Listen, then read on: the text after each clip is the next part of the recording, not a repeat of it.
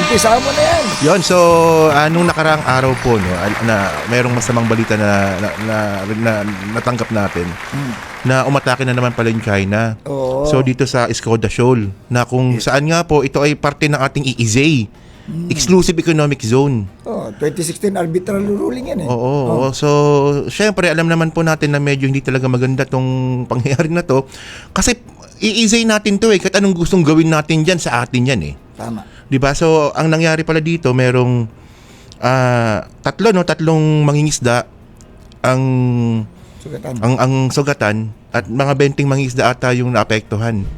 At dahil dyan, bro, Siniolo na magsasabi niyan. May nagsalita about dyan at nagbigay ng kanyang sentimiento about sa... Pasa ka ng pasa. Oo. Pasa natin sa Siniolo. Oo. Ikaw mula dito eh. Merong isang kahanga na idol natin na nagsalita patungkol dyan sa nangyaring yan na nasabi niya about dyan sa... Meron siyang komento dyan na about sa nangyaring pangaharas dyan. So, alam mo na yun, tol. Ha?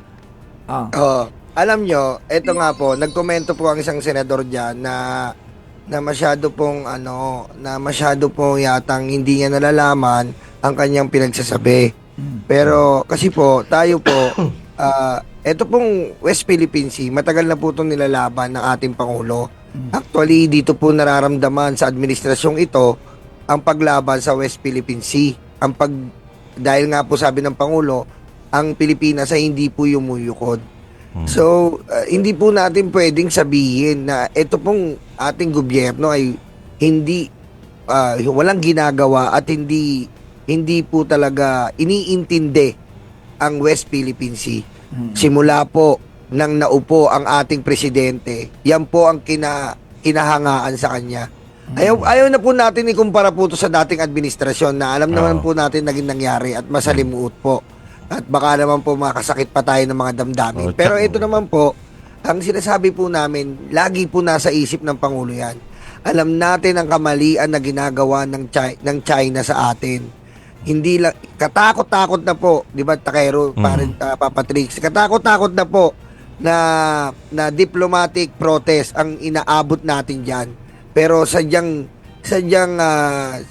binabaliwala po tayo. Kaya po sa mga senador na nagsabi po dyan na wala pong ginagawa ang ating gobyerno at lalo-lalo na po ang Pangulo, ay malaki pong kasinungalingan yun. Meron pa isang senador dyan na sinasabi, wala daw West Philippine Sea. Yun. So, bukod sa mga senador na medyo palpak talaga yung mga binabanggit, so, meron dito no na si Kapep. Yun, si Kapep Goycha, no? Yan. Na ang sabi nga po ni Kapep, no, ang pag-atake sa Skoda Shoal ay maaring ituring na deklarasyon ng digmaan. So medyo mabigat ng statement po na to. Pero una sa lahat, no, ano to eh, kung tayo yung gumawa nito sa China, malamang digmaan na talaga mangyayari dito. Ano? Hindi, ang point dito, sige, tayo pumunta ngayon sa EEZ ng China. Bombahin natin yung mga Chinese vessel doon. Yes. O, di ba? So, anong mangyayari diyan? Diba? Baka digmaan na nga yun. Kaya tama dito si Kape. Pero pag tayong gumawa, syempre, alam naman natin yung kung anong strategy meron tayo ngayon. Kung hindi lang sana ito napabayaan dati, na mahirap naman ikumpara yung dati nga, sabi nga ni Nyolo, kasi nasa radyo tayo, wala tayo sa vlog natin. So, di ba? Mabait tayo. Iba na yung sinasabi natin kung sa vlog natin to, iba na to. Pero, di ba, kung di na sana napabayaan ito, sana hindi tayo abot sa ganitong sitwasyon. Di ba? Actually, marami pa siyang sinabi dyan, Papa Trix eh. Tama rin ang sinabi ni Kapep. Ako sang-ayon ako. Alam mo na sa pagkakasabi ni Kapep dito ni Dr. Jose Emeritus Goycha, no? Ang sabi niya dito na ito parang sinyalis na ng parang na to yung nag-sign na to ng ng parang hindi naman sinasabing gegerain o na to, parang war na. Hindi yan movement ng papuntang gera yung ganyan. Kasi isipin nyo to, pasok na to eh. Baka hindi naintindihan ng iba yan ha. Baka iniintindi natin ha. Diba? Kasi ipaintindi natin sa iba, di ba, Tol Nyolo, no? Paintindi natin sa iba na pag ikaw ba pinasok yung bahay ninyo at pinakailaman yung mga ninyo ng tapos may masasaktan pa sa mga pamilya ninyo. Anong ibig sabihin nun? Di ba? Kaya yun din po ang ipinapaintindi ni Kapep na eto hindi na natin pwedeng basta baliwalain to. Di ba? Hindi natin ibig sabihin na makipaggera rin tayo. Ipakita rin natin na concern natin na nagkakaisa tayong bawat Pilipino. Actually, patuloy muna kita dyan. No? Kasi actually, ano yan isa yan sa mga advocacy ni Kapep, no? Sinusuportahan niya yung kung ano man yung foreign policy ni Presidente Bongbong Marcos. Totoo. Ayan din po yung sinusuportahan ni Kapep, no? Na nakita naman natin minsan, di ba? Na mayroong graffiti, di ba? Na minsan may rally minsan sa West Philippine Sea. Alam nyo mga Ayan, kapatid, ito nga po, yung mga hindi po natin nakakaalam dyan, yung Abacada po, ayan po, tahimik lang po yan. Yan po yung Alyansa Bantay Kapayapaan at Demokrasya. Sila po ang mga nakikita nyo po na tumataligsa po sa mga, ayan po embahada ng China. At doon po sa pinuntahan po namin, kasama po itong mga kapatid ko nandito, nagpunta po kami ng malaking mural po, diyan po sa may Quezon City, sa may Laloma po. May Laloma, oo.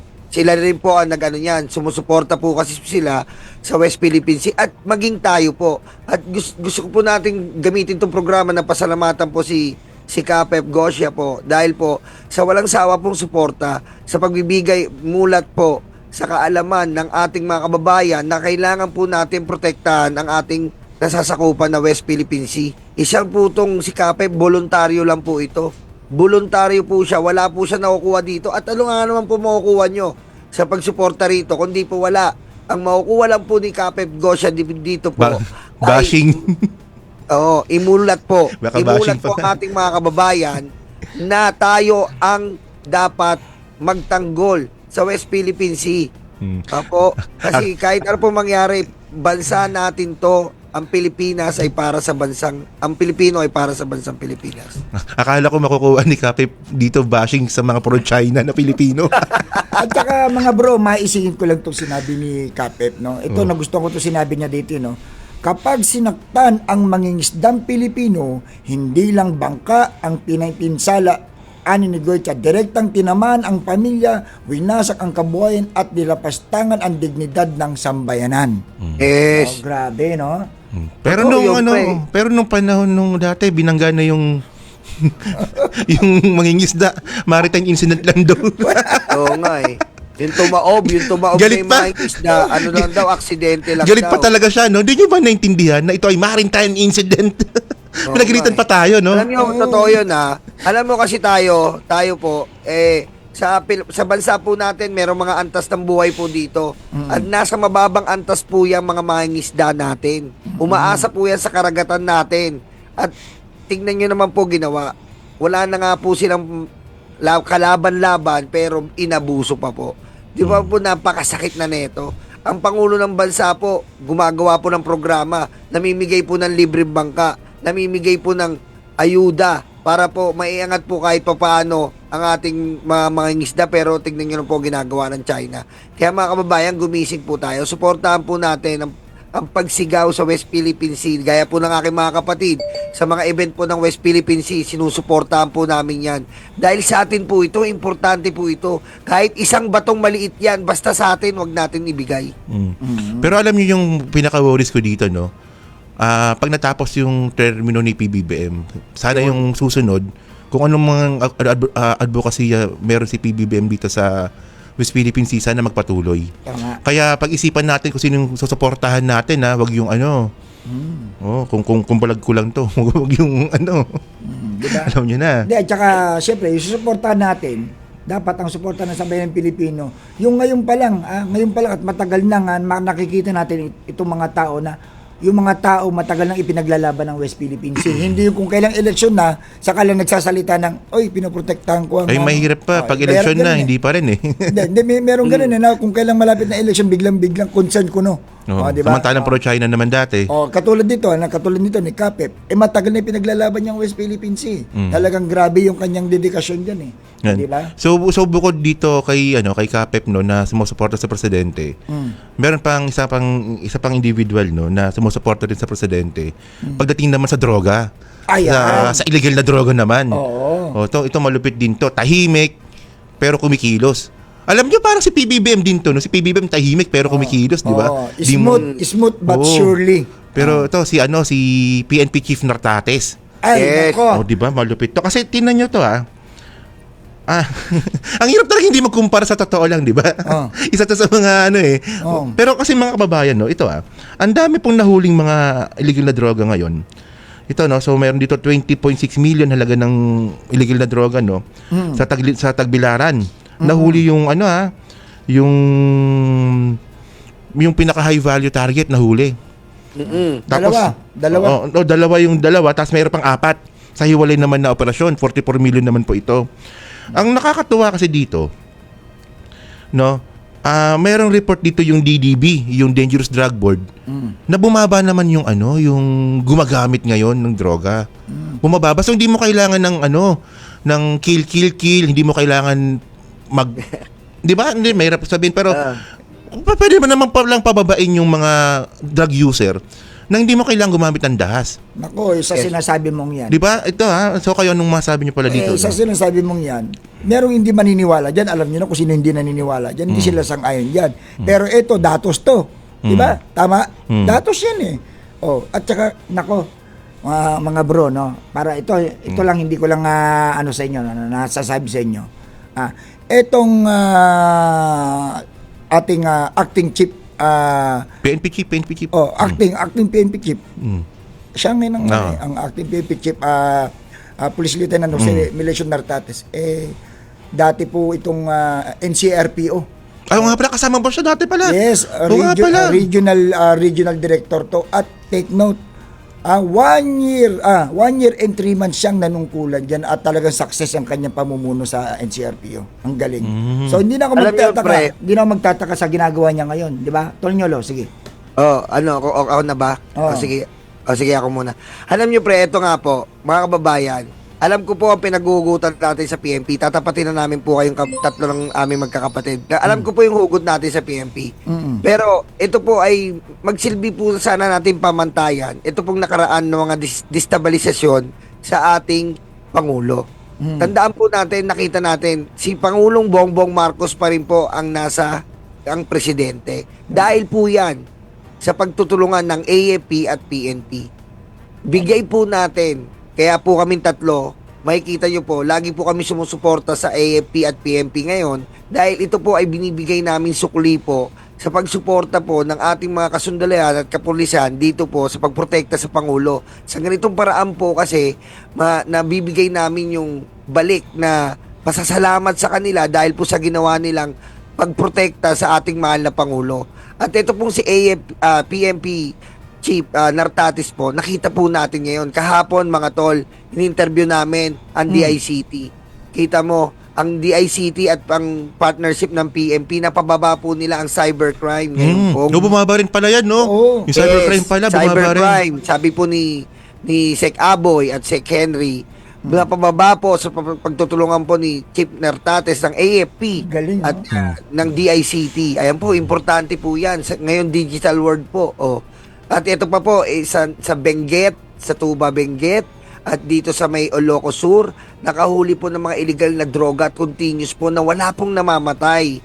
Yung po ang importante dito Hindi po natin kailangan magbuwis ng buhay para lang po mapakita na gumagawa at umaaksyon. Okay? Kasi ito may kukwento lang ako, no? Kasi kahit sa mga mayayaman na bansa, may droga talaga Totoo. Yes. Ang kailangan mo lang dito kung paano mo siya i-diminish Tama. Ayun lang Maniniwala ba kayo? Ako galing akong Saudi May droga sa Saudi. Oo. Mga kababayan natin gumagamit ng droga. Yun. Hindi seryoso. Andun ako paano pa kayo sa Pilipinas pa kaya, di ba?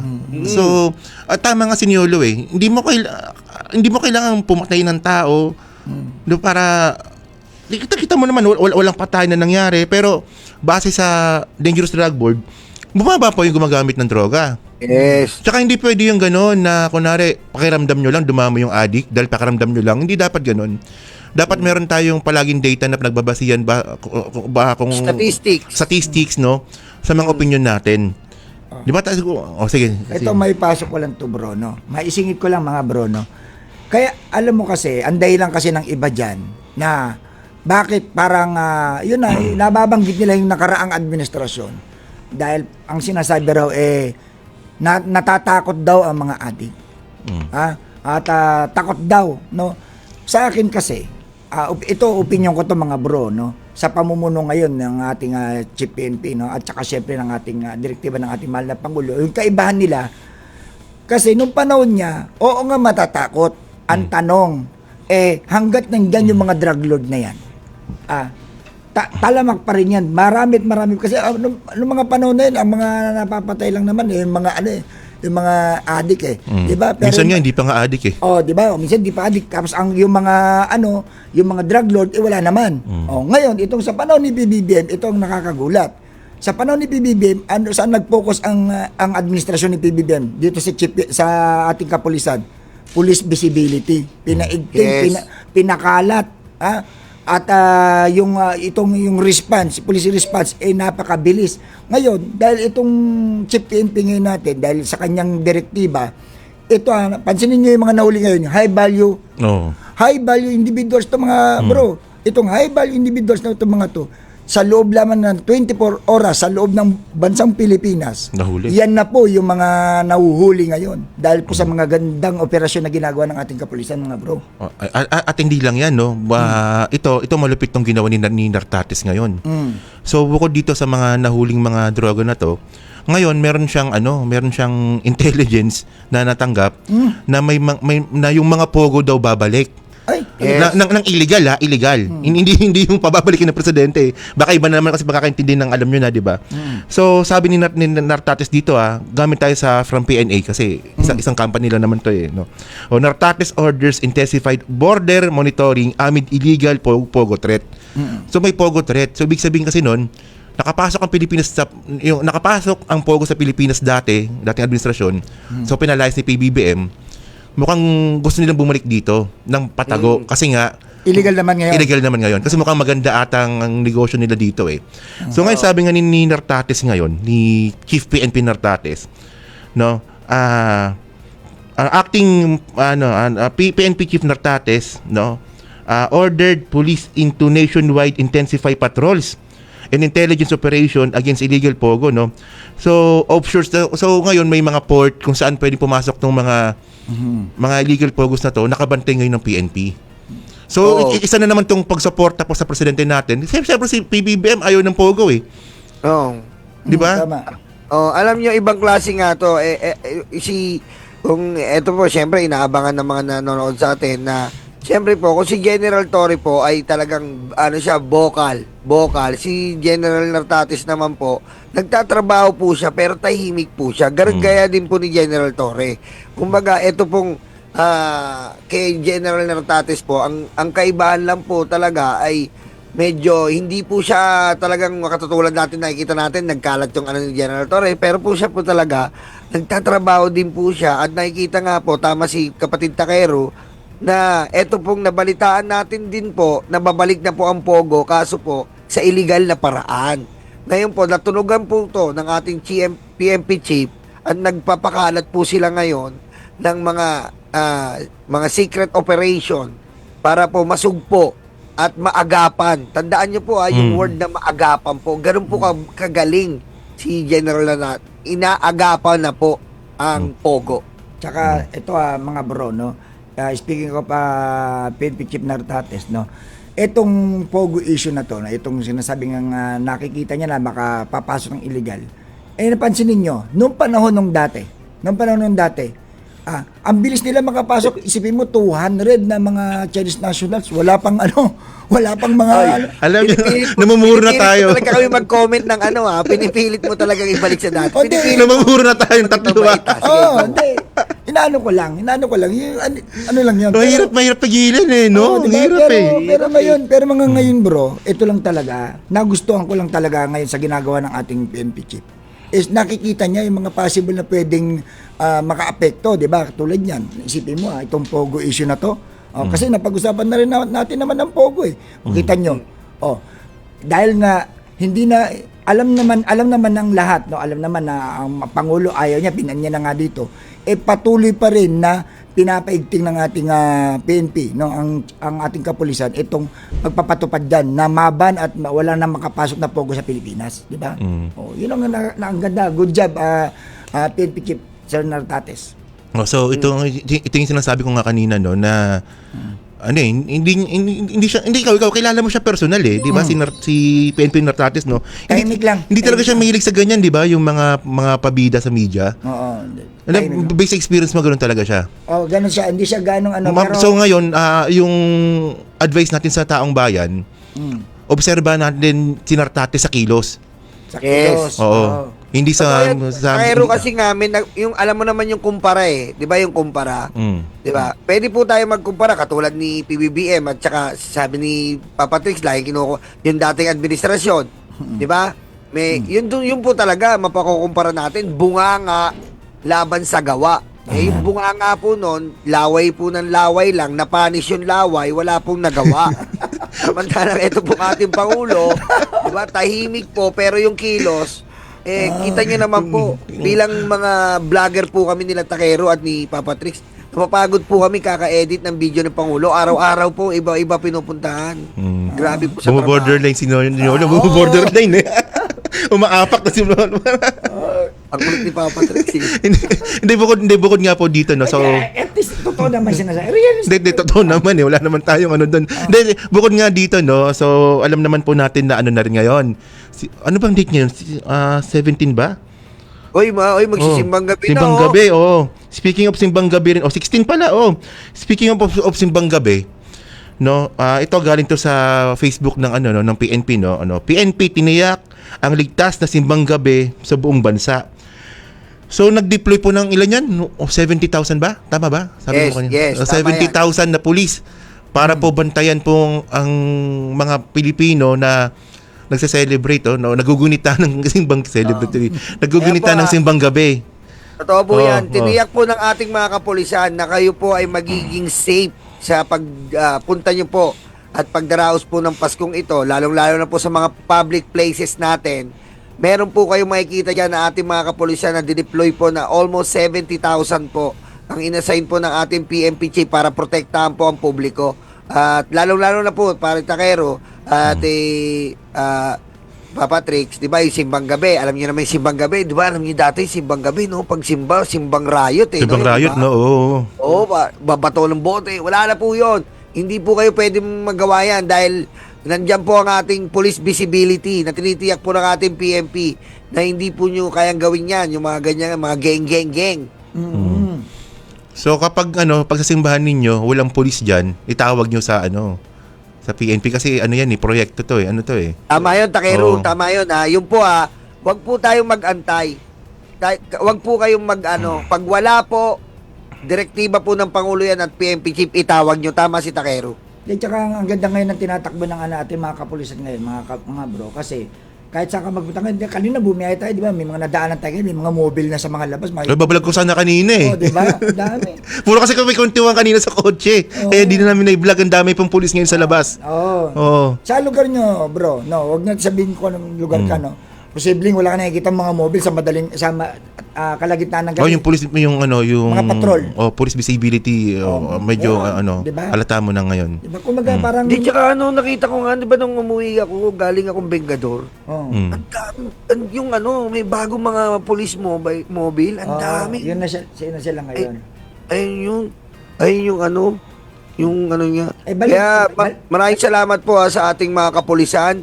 At nga pala, gusto nating i-plug to nila Takero at ni Papa Trix na bilang magkakaroon po kami na makikita niyo po sa aming mga vlog bilang suporta po sa ating kapulisan, ipapakita po namin sa inyo ang mga activities at mga ng kapulisan. Abangan niyo po, napakaganda po ito. I-highlights namin ang ating tagapagtanggol ng publiko.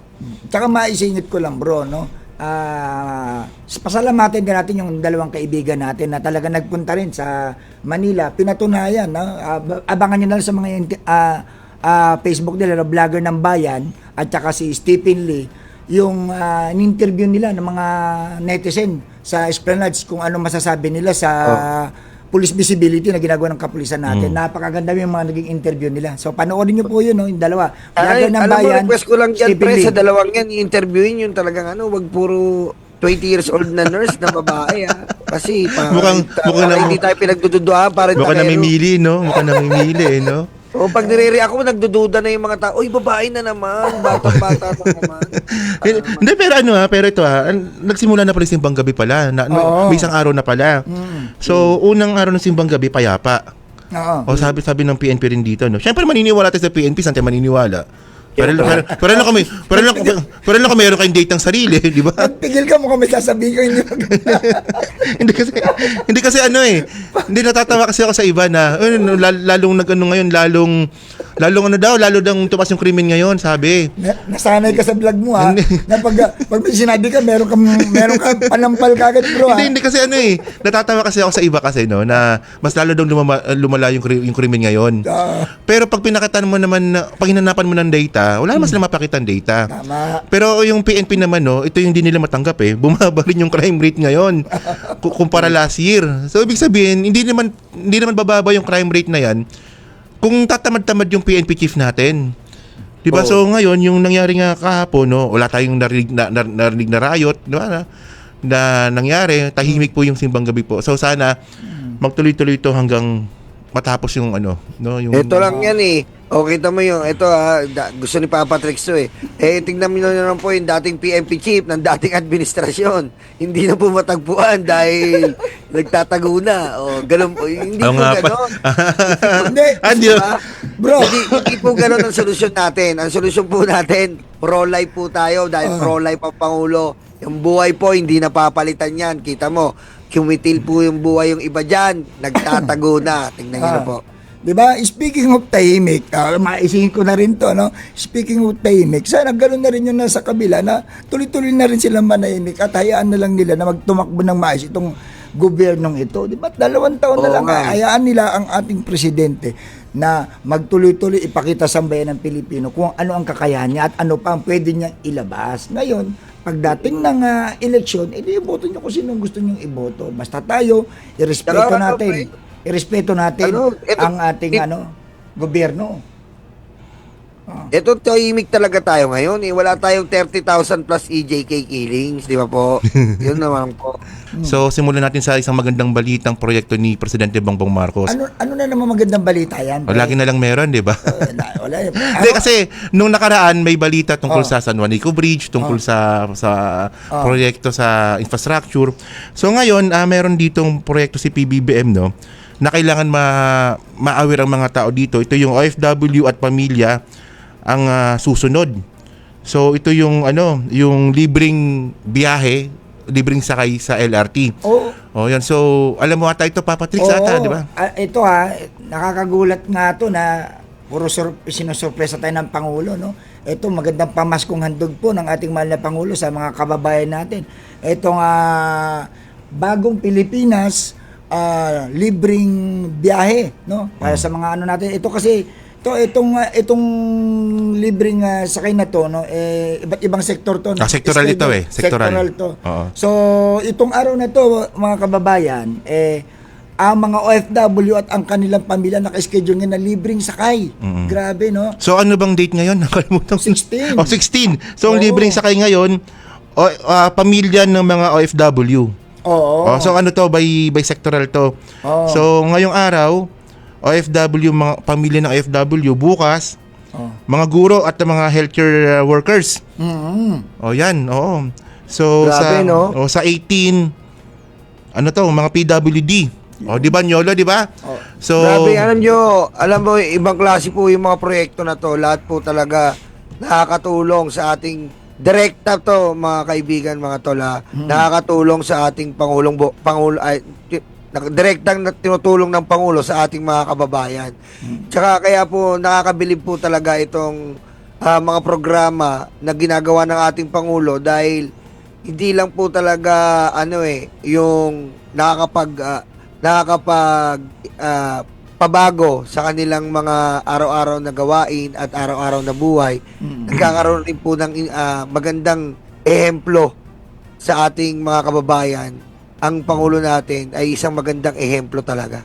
So, pasalamatan natin si Presidente Bongbong Marcos tsaka yung sa DOTR, proyekto ng DOTR din to DOTR, shoutout. Yeah, tsaka mga bro, maganda tong naisip ng Pangulo na to na sa kabila ng mga nangyayaring mga problema ng bayan natin, mga issue ngayon, eto, at nagbigay ang Pangulo ng isang salubong kaagad sa itong darating na Pasko na matutuwa dahil alam naman natin malaking bagay itong makalibre ka, no? Libreng sakay dahil yung Yes. mga bibili ng mga panregalo, di ba? At Tama. least, yung mga bibili mong regalo, yung mga bibili nyo mga pang Noche Buena ninyo, makakamenos kayo dahil malaki makakaano nyo dito, malaki, kahit paano malaki maitatabi ninyo dito kasi isipin mo lalo na pag yung mga mag-aaral, mga nag-aaral ngayon, yung mga pamasahe nila, 'di ba? Yung mga gastusin nila at least makakapag tabi-tabi yung mga magulang. At saka buong araw to Oo. Hindi to walang time limit to Buong araw to. Kaya- And then may hiwalay din pala na Ito sabi dito sa report may hiwalay din na lane para para sa mga estudyante. Oo, yun. Oo. Andun ka ata nung seminar ano ka ba nun? Alam mo to? Mukhang aware ka ata eh. Hindi, alam mo naman kami mga Gen Z, no? Jens ka? Tatlo tayo dito. Sinong kuya dito sa tatlo? Tatlo tayo dito. Mas matanda si Nyolo. Di ba? Puti na yung buhok Oo niya, na lang pre. ako dyan. Oo na lang ako dyan. Eh, Dahil Radyo Pre, Pilipinas to puti na ang buhok niyan. Puti na ang buhok niyan. Oh. Sa mga estudyante, no, napakagandang bagay ito, mga bro, no, kasi isipin mo, talaga nakahiwalay pa yung lane, di ba, sa mga estudyante. Pero ito, speaking of estudyante, kasi alam naman natin, di ba, hindi naman nawawalan ng proyekto si PBBM, lagi yan. So, speaking of estudyante, may malupit na naman ginawa si Presidente. Nangyari to sa history ng Pilipinas, ngayon lang nangyari ito. Talaga? Ano Oo. yun, Brad? Ano yun, So, bro? tayo, alas makakasing edad naman kami ni Nyolo. Ikaw medyo kuya ka namin. Di ba tayo nag-aaral tayo sa hindi ako nag-public school ako eh. Si Nyolo ba? Public. Ikaw ikaw. Private school ako. Mayaman ka talaga. Mayaman ka pala. Hindi ako naniniwala sa'yo. Hindi, pero lahat tayo nag-public tayo Sa lahat. Eastern College ako, bro. Hindi, elementary high school. So, public, di ba? Private. Private ka talaga? Tayo lang pala makaka-relate dito, Pero Nyolo. Tayo lang talaga mahirap eh. grade 1, sa probinsya ako. Public. So, Bakit ano bang meron? Parang naiwagan ako sa gusto hindi mo. kasi kasi Ano meron dyan? ngayon po nagkaroon na po ng unang public schools na merong aircon. Oo, yun. So, yan ay nangyari sa at syempre alam naman natin na hindi ito matatapos ng ganito lang yan. May mga kasunod yan. Unang public school, Oo, na mayroong aircon. fully air condition. Fully air condition. Yan ba yung bagong nilabas ng Pangulo? Yung Oo. etong sa Laguna, no? Sa San Pedro Laguna ito, no? Naku, So, grabe. ito bali mabilis na tapos na kaagad pala, no? So, 4 na floor. So, isang building pala ito. Isang building, 12 classroom, first of its kind in the city. In the city, no? So, hindi kayo, di ba? Kasi ako naranasan ko talaga nag-aral ako sa public school eh. Wala kami aircon doon eh. Nung nag-college na ako, yun may aircon na kasi naka-private na nun. Pero kayo ba? Ano bang experience nyo? Alam nyo mga tol, bihira yung ganyang gumagawa kasi tayo, nasanay po tayo sa tagal na po natin nandito sa mundo, lalo na sa ating bansa. Ang mga proyekto po ng gobyerno ay talagang normal na eskwelahan lang. Pero ang Pangulo po, gusto niya po baguhin po ang gaya nga po na ngayon, yung 4 na pinangako niyang priority bill. Iba ang gusto ni Pangulo enhancement. At ito nga pong paaralan na ginawa niya, malaki pong unos ito, malaking bentahe po ito ng pagbabago sa tingin ng ating mga taong bayan sa gobyerno. Na susundan na to mga pare, mga kapatid. Oo. Susundan na to ng iba't ibang mga susunod sa Pangulo. Kung nagawa ng Pangulong Bongbong Marcos to, ang mga susunod po dyan at ang mga legislatura at ang mga senador, congressman, mayor, mahihiya po yan sa ating Pangulo na may isip nila, posible pala ang imposible. Parang Nyolo, parang ang labas nito barometer. No, Yes. parang nagawa na dati, dapat sundin natin 'to, di ba? Yes, magiging barometro, tama parin Takero. Tsaka ito mga bro, no, mahiya naman sila sa mga susunod na uupo. Bakit? Kasi ang taong bayan, nakita nila kung paano pamunuan ng ating mahal na Pangulo ang bansa natin na eto, sinanay tayo, pinakita tayo, ito na yung bagong Pilipinas na sinasabi ng Pangulo na dapat sa mga susunod, ito na yung susundan ng mga susunod na mga uupo. Di ba? Kaya napakagandang panimula ito ng ating mahal na Pangulo, ipinapakita sa sambayan ng Pilipino, itong pagbabago na to. Ibig sabihin, kaya pala, no? Bakit, Kaya, diba? ba't ngayon lang nangyari pala, no? Sana naranasan ko sana magka-aircon nung elementary ako. No? Baka yung Tsaka mga... dapat, Tsaka yung mga anak natin, di ba? Hindi yung anak ko kasi nagkapag-aral ng public yung anak ko eh. Di Oo ba? nga pare, electric pan lang kami, isa lang, di ba? Electric pan tayo, isa lang. Hindi, tsaka mahirap mag-aral ng mainit. Di ba? Pero in fairness, bre, nung nag-SEC ako, nag-aral ako, private school yon, pero hindi aircon yung namin room. So relate ka pa rin. Relate natural. Relate ka pa naman. Meron nga kaming nung third year high school ako, maniwala ka, wala kaming electric pan, sira. So, Paypay kami, paypay. Private school yun, yun. So alam naman po natin no na especially ngayong Kapaskuhan. 'Di ba? Maraming proyekto ngayon. O nga pala no, ini-invite din pala natin yung mga kababayan natin na magsimbang gabi sa Malacanang no kung gusto nilang kung gusto niyo magsimbang gabi sa Malacanang. Open for public to, 'di ba? Tama ba? Okay, Yes. para sa lahat. Walang pinipiling kulay diyan. Lahat pwede pumunta. Kahit Kahit anong kulay. kahit puti buhok mo. Kulay ng buhok, kulay ng damit. Kahit sinyolo pa pumunta diyan, kahit puti buhok, pwede yan. Di ba? Alam nyo pre, alam nyo alam nyo, hindi naman sa masyado tayong nag-aano sa Pangulo, inaangat natin. Kasi ang dami talagang kakaibang nangyayari ngayon sa ating bayan. Yung sa pamumuno ng ating Pangulo, marami siyang binago ni reverse. Ang Malacanang open to public, ang Malacanang open sa bata. Oo nga pala.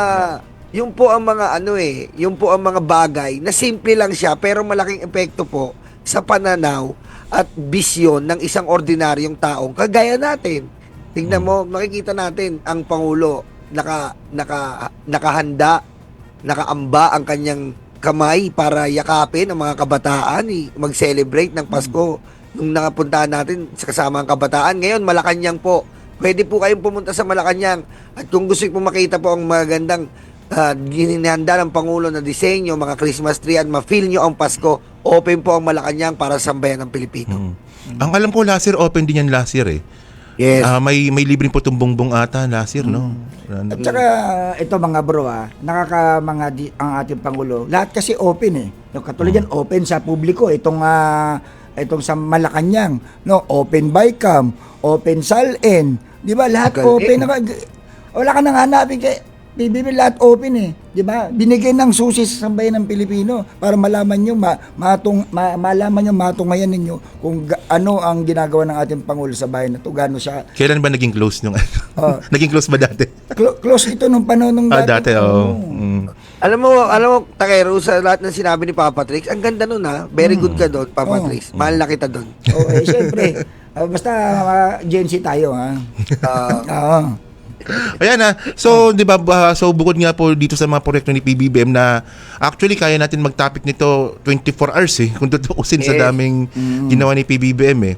So, isa sa mga naging na alam naman natin na kakaiba talagang ginawa ni presidente, yung kanyang pulisiya sa West Philippine Sea.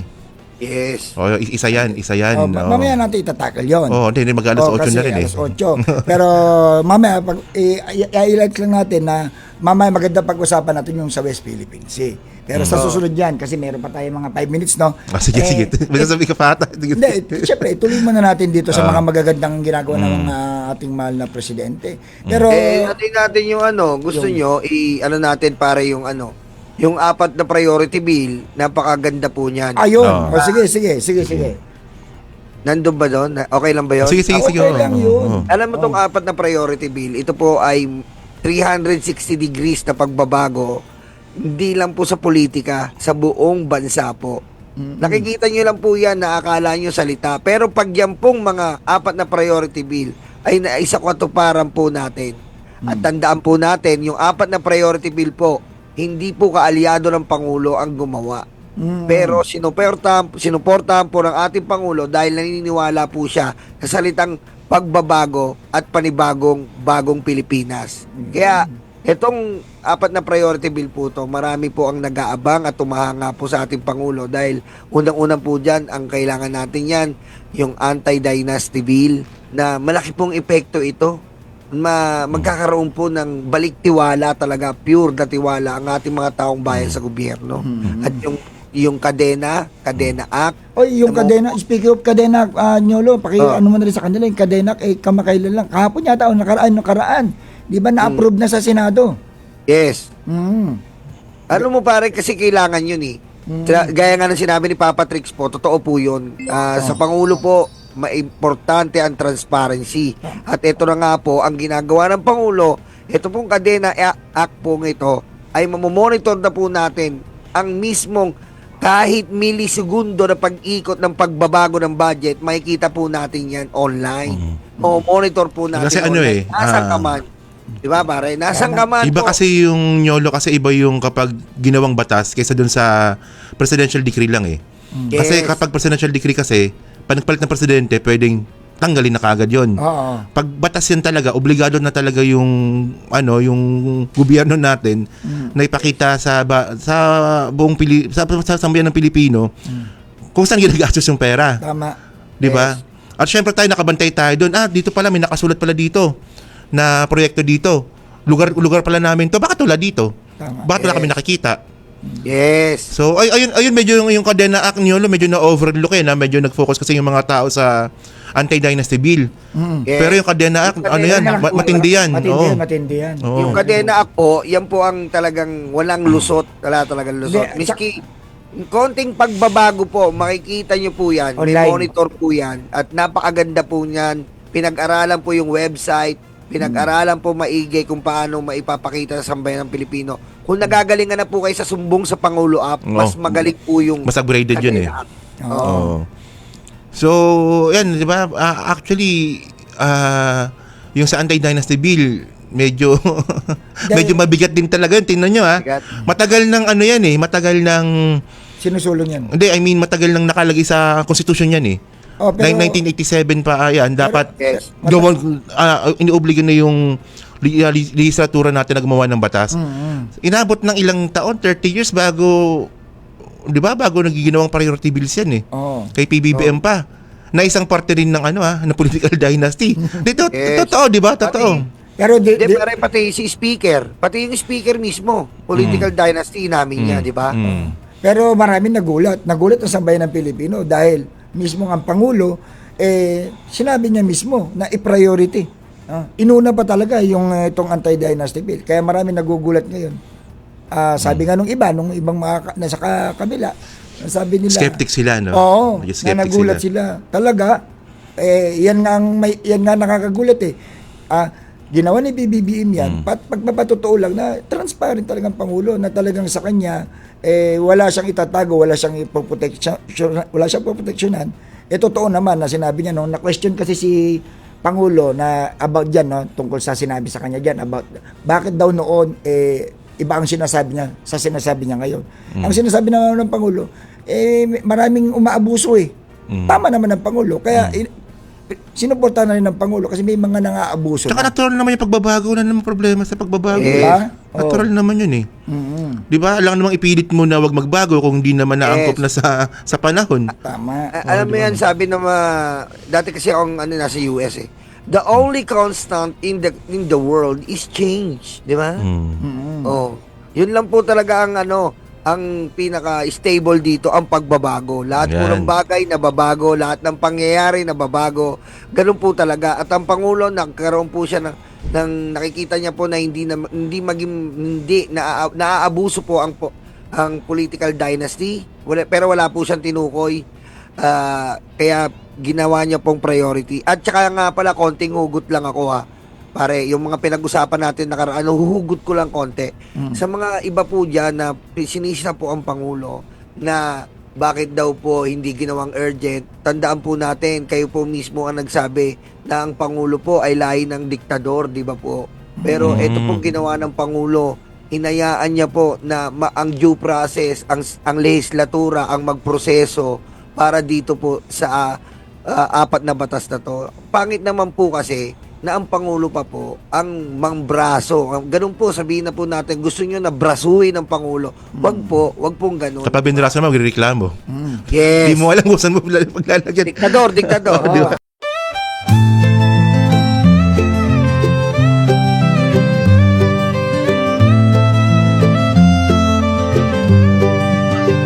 Sa bawat pagsikat ng araw, ikaw ay nandyan. Tinig mong matatag, sa amin ay gabay. Pag-asa ng bayan, pangakong totoo. BBM, isa kang totoong tao. Sa mahirap at api, ika'y sumusuporta. Tapat mong paglilingkod, lahat kami nakakita sa iyong pamumuno. Bayan ay umaangat, bagong Pilipinas, pangarap ay tapat. Ikaw ang aming BBM, Pangulong matapat. Sa puso ng masa, inaangat ating watawan. Sa hirap at ginhawa, ika'y kasama. Pilipinas ay papangon, dahil ikaw ang pag-asa.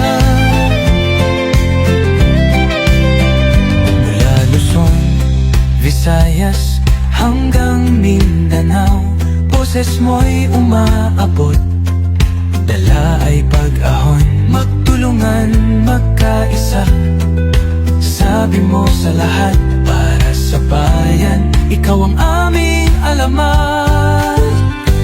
Ang pangarap mong bansa, taas noo